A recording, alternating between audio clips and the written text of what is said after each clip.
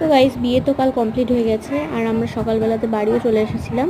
তো এবার আমরা রেডি হয়ে গেছি বউ ভাতের জন্য।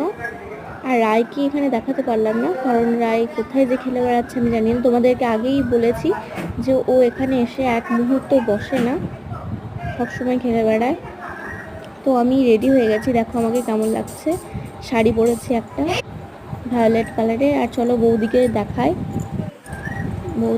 এখানে বৌদিকে বসানো হয়েছে এই আসনটা। তো আমার দাদার সাথে বৌদি এখন কথা বলছে, কি একটা দিল। তো আমি বেশি সাজতে পারিনি, অল্প একটু সেজেছিলাম, কারণ অনেক রাত জেগেছিলাম আগের দিন। আর আমার বৌদিও খুব ক্লান্ত হয়ে পড়েছে, কারণ রাত জাগা হয়েছে।